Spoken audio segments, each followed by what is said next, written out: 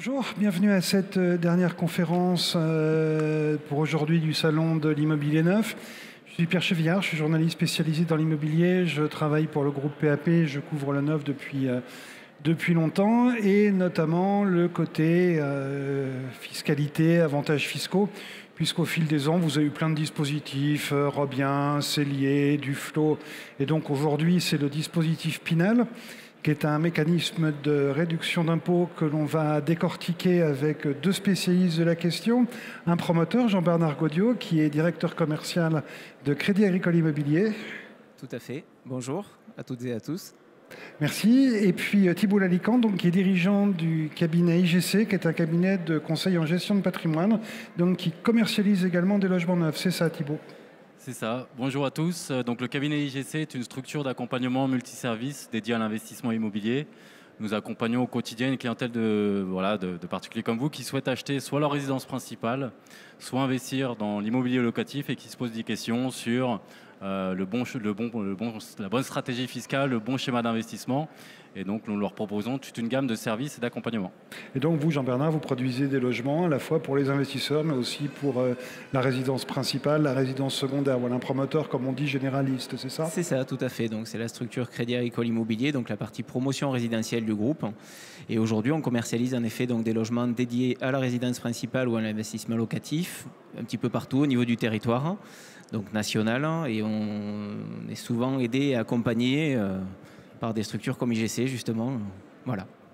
Merci. Alors donc, comme je vous disais, depuis 1900, non même avant, les premiers avantages fiscaux, c'est Quiles Meignery au milieu des années 80. Après, on a eu l'amortissement Périssol, et puis l'amortissement Besson, et puis le Robien, etc., etc. Et donc, depuis 2014, il y a ce qu'on appelle le dispositif Pinel, donc, qui est un avantage fiscal réservé aux particuliers qui achètent un logement et qui le mettent en location. Et c'est un dispositif qui a connu beaucoup d'évolutions. Et cette année, la principale évolution, c'est qu'il se décline en deux versions.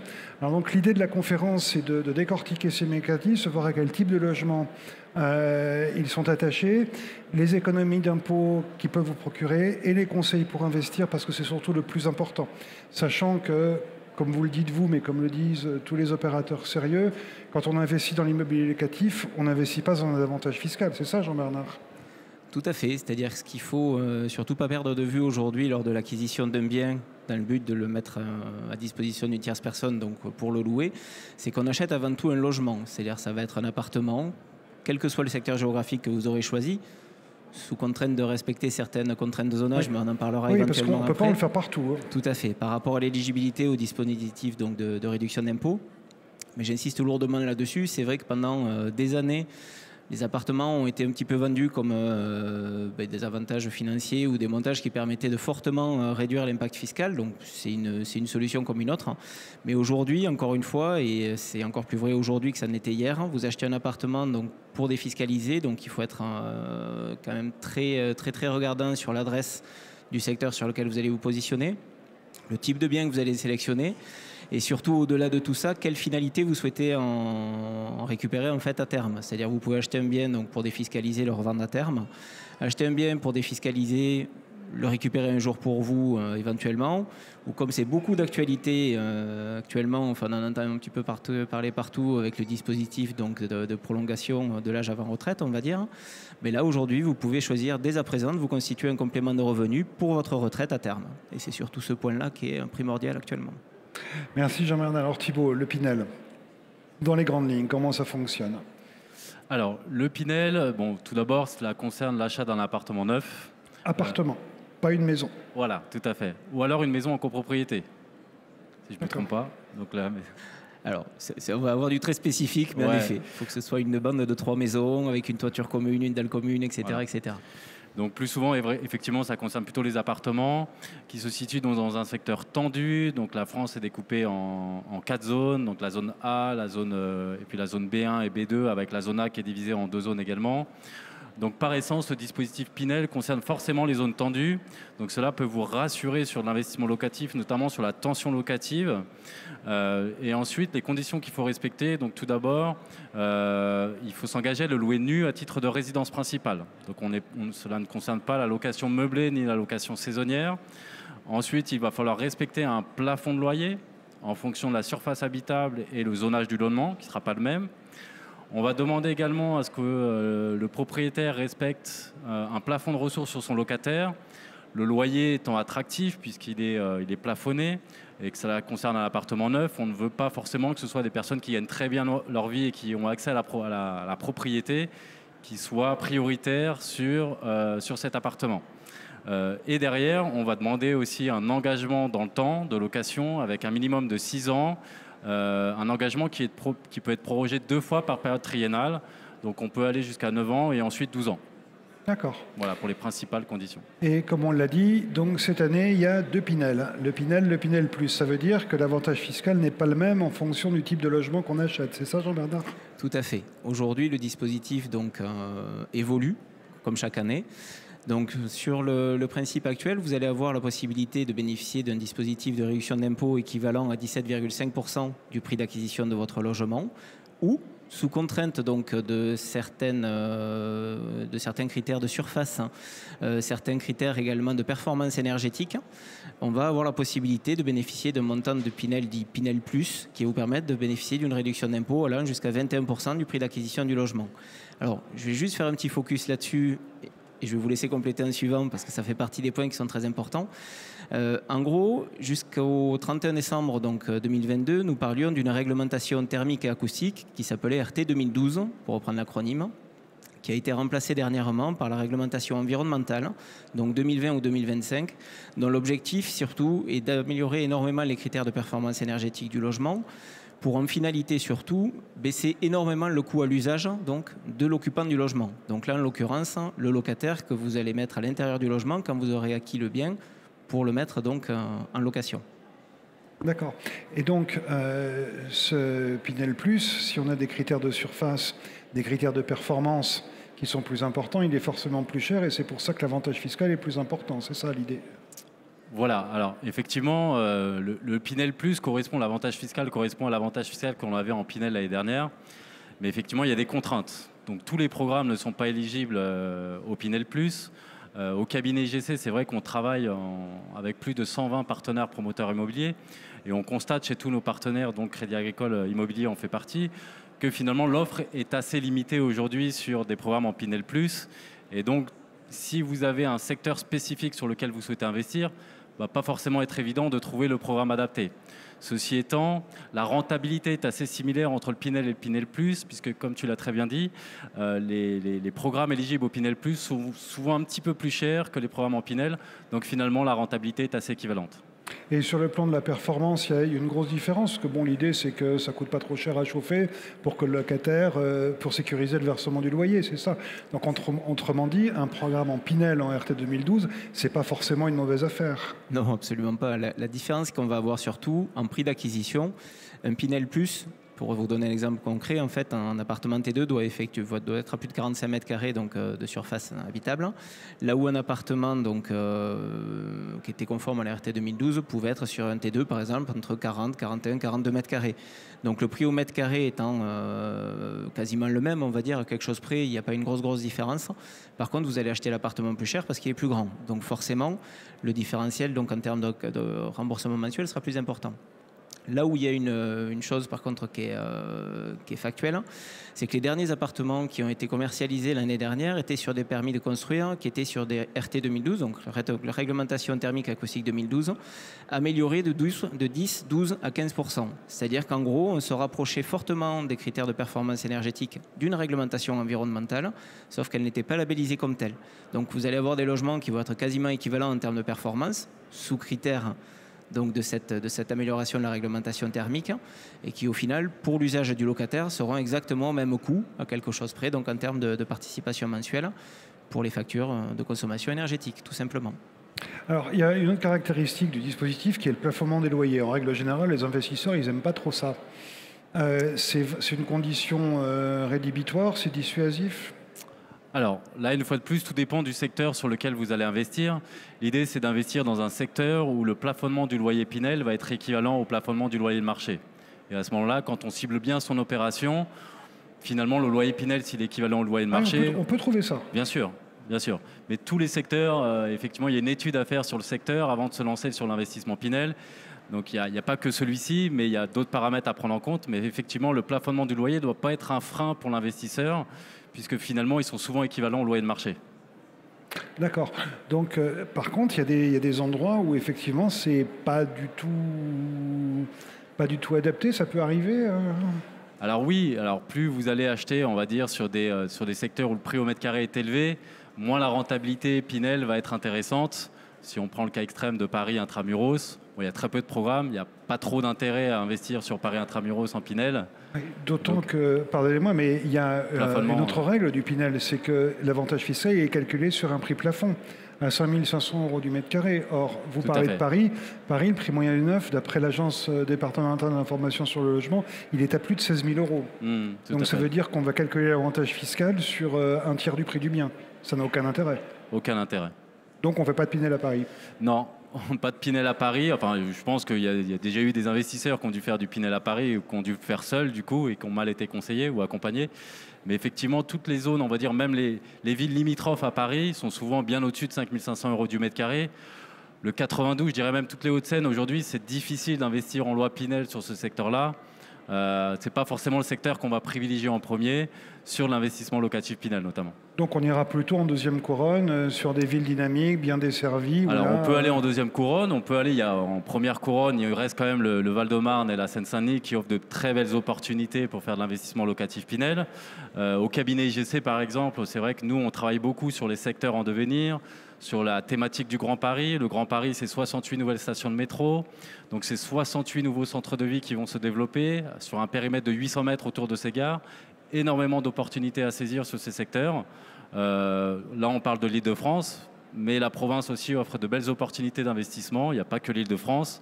On le voit en plus depuis le Covid. On se rend compte que c'est la province dont le prix au mètre carré a le plus évolué en France, contrairement à ce qu'on puisse penser des franciliens, et je pense que tu vas en parler. Jean-Bernard, vous êtes promoteur national, vous construisez dans toutes les grandes métropoles, dans ces zones tendues dont on parlait tout à l'heure. Donc ça veut dire aussi qu'à Lyon, à Nantes, à Rennes, à Montpellier, il y a de très belles opportunités. Tout à fait. Pour reprendre ce qui vient d'être expliqué, il y a plusieurs facteurs qu'il faut intégrer. C'est vrai, quand on veut faire un investissement à Paris intramuros, on est sur des niveaux de prix importants qui font que les critères d'éligibilité du dispositif Pinel le rendent forcément beaucoup moins intéressant. Si on prend un exemple d'une ville chère à mon cœur, je vais vous parler de Toulouse. Bon, ça s'entend un peu, désolé depuis tout à l'heure. L'avantage, très clairement, c'est que vous avez une ville sur laquelle vous avez des prix moyens mètres carrés qui peuvent varier, si on est sur des adresses très jolies, entre 5 500 et 6 000 € du mètre carré. Par contre, avec un loyer plafonné, donc en dispositif Pinel, on est dans le cadre d'un zonage B1, mais dont le loyer marché est quasiment équivalent au plafond de loyer du dispositif. Donc là, il n'y a pas du tout de contrainte à acheter l'appartement et à le mettre à location sur ce secteur-là. Dans le même exemple, vous avez des communes comme Montpellier, qui elles sont en zone A, donc avec un montant de loyer un petit peu plus important, avec une population étudiante majoritairement, donc sur la cible locative qui peut être très intéressante également. Parce que, encore une fois, dans le cadre de l'accompagnement qui peut vous être proposé pour votre investissement locatif, vous pouvez acheter un bien dans un premier temps, donc dans le cadre d'un dispositif Pinel, pour bénéficier de votre réduction d'impôt, comme on l'expliquait tout à l'heure. Une fois que vous avez fini de défiscaliser et que vous avez un départ de votre locataire, il faut savoir que vous allez avoir la possibilité de passer l'appartement éventuellement en meublé. Donc on va changer de régime fiscal, ça sera encore autre chose. Mais ça peut être également un levier intéressant, comme je le disais tout à l'heure, pour encore une fois anticiper la fin de votre activité professionnelle. Et en fait, c'est une question de stratégie finalement. C'est de savoir ce que l'on veut faire et pas uniquement de percevoir un avantage fiscal. D'où l'intérêt d'être très très bien accompagné. Voilà, c'est ça. On parle aussi de plafond de ressources des locataires. Tout le monde peut être locataire Pinel ? Alors, non, tout le monde ne peut pas être locataire. Donc on va appliquer un plafonnement. Alors le plafonnement qui s'applique sur les revenus N-2. Et on va plafonner les ressources de ces locataires. Alors, il ne faut pas non plus que ça effraie les investisseurs. On est bien au-dessus du revenu médian des Français, donc ça ne va pas limiter le potentiel de locataires sur la zone.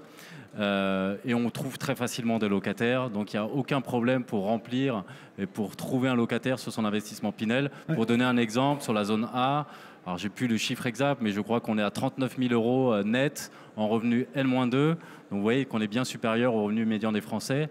Sans oublier que quand même la cible de locataires est quand même une population assez jeune, donc on va dire moins de 35 ans d'une manière générale. Et on trouve donc facilement un potentiel de locataire. Vous vouliez apporter une précision, Jean-Bernard? Oui, les 39 000 euros, c'est pour une personne célibataire. C'est-à-dire quand on passe sur un couple, on dépasse 43. Je crois qu'on n'est pas loin de 50 000 de mémoire. Et on n'a plus tout à fait les barèmes en tête. Mais en gros, l'intérêt qu'il y a, si vous voulez, encore une fois, donc là, ça vient d'être expliqué pour l'Île-de-France, mais je reviens sur l'exemple de Toulouse, deuxième, désolé. L'intérêt que vous allez avoir, si vous voulez, c'est que 80% de la population qui loue un logement aujourd'hui à Toulouse est éligible aux critères donc, du dispositif Pinel par rapport au plafond de loyer. Alors, encore une fois, je prends l'exemple de Toulouse, mais il n'y a pas que Toulouse. D'une manière générale, en province, vous prenez des villes comme Bordeaux, comme Nantes, Aix, Marseille. Lyon, c'est un petit peu différent parce qu'on est sur des montants de loyer qui sont quand même beaucoup plus importants. Mais Nantes, Vannes ou d'une manière générale sur d'autres secteurs. Alors Vannes, par contre, c'est pas du Pinel, pardon. Enfin, Pinel breton. Oui, le Pinel breton. Parfaite transition. Parce que ça aussi, c'est une des subtilités que réserve l'administration fiscale française. C'est-à-dire qu'en Bretagne, vous aviez il y a une réforme du Pinel il y a 2 ans, je crois, où on ne pouvait plus le faire en zone B2, dans les villes moyennes. Mais qu'en Bretagne, il y a des endroits où il y a des fortes tensions locatives. Donc, on a créé ce fameux Pinel breton, Jean-Bernard. C'est ça. Alors, pour juste compléter ce que l'on disait tout à l'heure, aujourd'hui, quand vous faites un dispositif Pinel, en fait, quand vous achetez un appartement pour réaliser une réduction d'impôt par le biais du dispositif Pinel, on va dire les choses dans le bon ordre, ce qui est important à appréhender, c'est qu'encore une fois, on ne peut pas le faire partout. Donc, il y a différentes zones. Il y a 3 ans, 4 ans, on avait une zone qui était encore éligible, qui était la zone B2, qui aujourd'hui n'est plus éligible au dispositif Pinel, tout simplement pour des questions de profondeur de marché. Alors, ça a été un petit peu décrié parce que ça a été fait un petit peu rapidement à la vue de certains promoteurs des secteurs, on va dire ça comme ça.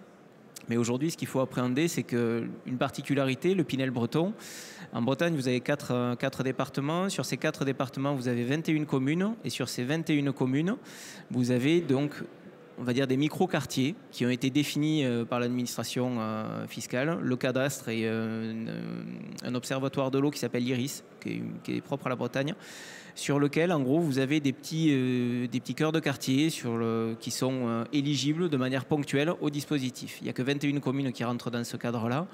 Je vais vous donner 2 exemples. Vannes, Vitré, qui font partie des communes éligibles.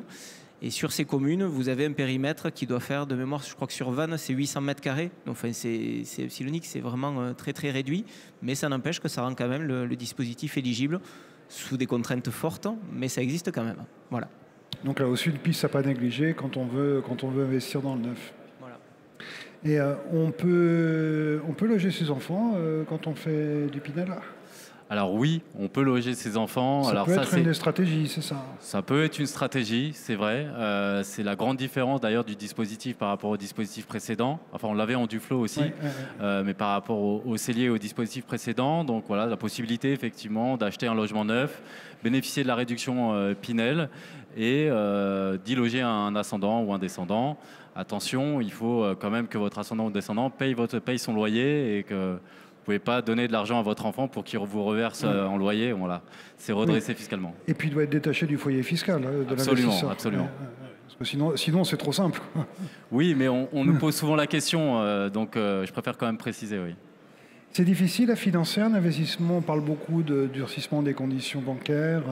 Est-ce que les banques ont des demandes particulières quand il s'agit de financer un investissement locatif en général et un Pinel en particulier ? Alors aujourd'hui, on est dans le cadre d'une conjoncture au niveau des prêts bancaires qui est un petit peu particulière parce que c'est vrai qu'on est sur un contexte de taux qui est relativement haussier, donc avec des taux qui progressent quand même assez rapidement. Mais l'intérêt en fait d'un investissement locatif, alors que ce soit lié à un investissement locatif Pinel ou même sur de l'ancien, c'est qu'en fiscalité française, on a souvent tendance à parler de fongibilité des revenus. C'est-à-dire que des revenus de même nature vont pouvoir s'additionner et se soustraire. Et le gros atout, par contre, d'un investissement locatif, donc là, en l'occurrence, dans le cadre d'un dispositif Pinel, c'est que tous les frais réels liés à l'acquisition du logement que vous allez faire vont être intégralement déductibles des montants de loyer perçus. Alors, pour faire très simple, du montant des loyers, vous allez pouvoir déduire tous les intérêts d'emprunt que vous allez payer, l'assurance d'essai invalidité sur le prêt, les éventuels frais de gestion et de taxes foncières. C'est-à-dire, demain, vous n'avez pas forcément envie de vous embêter avec votre locataire. Vous confiez la gestion de l'appartement à un cabinet spécialisé qui pourra vous garantir vos loyers, y compris dans le cadre d'un contrat de gestion en garantie totale. C'est intéressant. C'est-à-dire vacances locatives, si le bien n'est pas loué, carence locative, si le locataire ne paie pas, dégradation, première occupation. En gros, vous êtes dans un petit cocon à l'intérieur duquel vous êtes certain d'avoir votre loyer qui tombe tous les mois. Et ensuite, donc, on a également l'assurance propriétaire non occupant qui va être déductible. Donc tous ces éléments-là font que, je vais répondre à votre question après parce que je suis parti, j'ai un peu digressé, mais c'est important de dire. Mais c'était volontaire. Parce qu'en plus, ce que vous nous dites, c'est que la hausse des taux permet d'optimiser la défiscalisation. C'est exactement où je voulais en venir. Merci. L'intérêt que vous avez aujourd'hui, si vous voulez, c'est que contrairement à l'acquisition d'une résidence principale, certes, on a un taux d'emprunt qui va être important, mais avec la possibilité de la déduire en totalité. Donc vous allez pouvoir jouer sur 2 leviers, à la fois la réduction d'impôts grâce au dispositif Pinel, et en plus un déficit foncier que vous allez venir impacter sur votre revenu net imposable après abattement. Mais bon, on rentrera peut-être plus en détail sur des points individuels si ça vous fait plaisir. L'ensemble de nos équipes sont présentes sur le salon pour vous accompagner. Mais l'intérêt, encore une fois, voilà, aujourd'hui on peut emprunter. Certaines banques vont vous demander de mettre de l'apport pour l'acquisition donc du bien. Et ce qu'il faut surtout regarder, encore une fois, c'est avant toute chose, quand on fait un investissement locatif, c'est de définir réellement l'épargne mensuelle que vous souhaitez accorder à votre achat. C'est-à-dire qu'avant de parler de prix, de taux, etc., on définit surtout l'enveloppe que vous souhaitez attribuer à votre acquisition tous les mois, qui en gros ne doit pas vous gêner par rapport au cadre de vie dont vous disposez actuellement. Parce qu'encore une fois, je le répète par rapport à ce qu'on disait tout à l'heure, ce n'est pas un produit fiscal que vous achetez, c'est avant tout un appartement, donc à l'intérieur duquel une personne va vivre, un couple, une famille, des enfants. Et l'intérêt, c'est que plus la personne s'y plaira, plus elle y restera longtemps. Donc plus vous aurez une sélection sympa du logement, plus ça correspondra sur du long terme à un investissement pérenne et réellement patrimonial. Et pour finir juste là-dessus, les critères, donc encore une fois, d'éligibilité au prêt aujourd'hui sont propres à chacun. Donc je ne peux que vous conseiller d'aller voir éventuellement des personnes spécialisées pour vous accompagner. Voilà, on est là tous les deux sans aucun problème. Oui, mais il y en a aussi beaucoup sur le salon. Hein. Voilà, votre conseiller financier habituel peut également vous orienter dans le cadre d'une première étude pour voir quelles sont éventuellement vos capacités d'emprunt, tout simplement. Et ensuite, en fonction de votre cahier des charges, définir réellement le projet adapté à vos besoins. Alors Thibault, compte tenu de toutes ces données-là, est-ce qu'on peut dire qu'un investissement Pinel, c'est rentable aujourd'hui ? Oui, absolument. Avant toute chose, je précise aussi que avant tout investissement, il faut faire une étude personnalisée par rapport à sa situation. Donc cela nécessite de prendre contact avec un conseiller immobilier ou un conseiller en gestion de patrimoine, de faire une première étude de son profil, de son organisation familiale, fiscale, patrimoniale. L'investissement Pinel n'est pas forcément adapté pour tout le monde. Il y a aussi des conditions pour bénéficier de la réduction d'impôt. Et tous les programmes ne sont pas, comme on l'a dit, intéressants à l'investissement Pinel. Donc il y a une étude personnalisée à faire. Et ensuite, le rendement est toujours au rendez-vous. C'est vrai qu'en cette période de hausse des taux, on voit que les investisseurs, malheureusement, se détournent un petit peu de l'immobilier. On constate en revanche que les acheteurs sur la résidence principale sont toujours présents. Ceci étant, la conjoncture reste plus favorable pour l'investissement locatif, puisque les intérêts d'emprunt sont déductibles. Et finalement, aujourd'hui, il est plus intéressant de faire de l'investissement locatif que d'acheter sa résidence principale. Les rendements sont aujourd'hui au rendez-vous quand on fait... alors, les règles, c'est de mettre un minimum d'apport et d'emprunter sur une durée assez longue pour faire jouer l'effet de levier du crédit. On déduit les intérêts d'emprunt. Et les taux de rendement sur ces opérations restent quand même très intéressants et cohérents par rapport à d'autres classes d'actifs qui apportent, à niveau de risque égal, un rendement peut-être plus faible. Oui, parce que c'est aussi l'avantage de l'investissement dans le neuf. Vous avez quand même une sécurité, notamment sur la performance énergétique, puisqu'il n'y a pas de problème avec les passoires thermiques. Alors oui, si on compare l'investissement, alors d'une manière générale dans le neuf et dans l'ancien, c'est aussi un autre sujet, mais c'est complémentaire. On va dire que cette année, ça a commencé, nous on l'a constaté depuis 2022. Avant, on n'évoquait vraiment pas du tout ces sujets avec nos clients, mais depuis un an, c'est vraiment le sujet qui revient en permanence. C'est la performance énergétique des logements. Ça a commencé dès le 1er janvier 2023. Les logements classés G qui consomment plus de 450 kWh par mètre carré par an ne sont plus éligibles à la location. Et on voit beaucoup d'investisseurs qui étaient pro-anciens ou qui investissaient beaucoup dans l'ancien, qui commencent à se poser des questions en se disant est-ce qu'il est judicieux aujourd'hui de continuer à investir dans l'ancien, sachant que l'inflation a fait augmenter le coût des matériaux et qu'aujourd'hui, rénover un appartement de fond en comble, quand on dit rénover une rénovation complète, électricité, plomberie, etc., aujourd'hui, on ne fait plus cette restauration ou cette rénovation pour 1 000 € du mètre carré et on est plus sur 2 000 € du mètre carré. Si la copropriété est d'accord. Exactement. Et alors là, je parlais juste des parties privatives. Alors quand on parle des parties communes, c'est encore autre chose. Parce qu'effectivement, lorsqu'on a rénové ces parties, j'ai eu encore le cas il y a pas longtemps d'un client qui avait restauré complètement son appartement. Il était hyper content. Et puis, les appartements du dessus n'ont pas forcément été rénovés et il a eu une fuite d'eau dans son appartement. Et du coup, tous ses travaux sont un petit peu mis à la poubelle et il a dû recommencer. Donc voilà, ça c'est quand même des sujets. Alors c'est des cas rares, mais ça peut arriver. Si on rénove complètement son appartement, on ne va pas forcément restaurer la copropriété. Et l'avantage d'acheter dans le neuf, c'est aussi de bénéficier d'une garantie de 10 ans, garantie dommage ouvrage sur sa copropriété, qui nous permet de couvrir et d'assurer son risque sur du long terme.